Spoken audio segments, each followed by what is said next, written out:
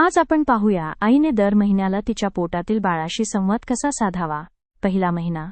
बाळा, तू माझ्या शरीरात आलास, माझं आयुष्य नव्यानं उजळलंय. मी तुझं प्रेमानं स्वागत करते. दुसरा महिना.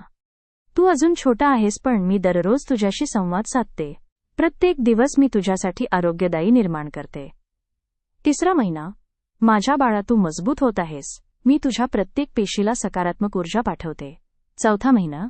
आता तू माझा आवाज ऐकू शकतोस. बाळा, आईचा प्रत्येक शब्द तुला प्रेमानं वेढतोय. पाचवा महिना. तुझं हृदय ठोके देतंय आणि माझं हृदय तुझ्यासोबत धडधडतंय.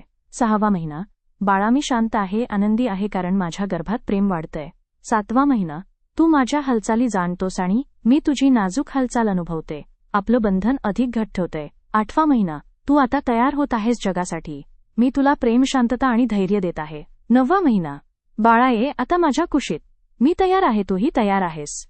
आपली भेट आता काहीच दिवसांत. तुम्हाला ही माहिती आवडली असेल तर लाईक करा, शेअर करा आणि आमचा पेज फॉलो करा. सुखा आयुर्वेद गर्भसंस्कार केंद्र, सोलापूर.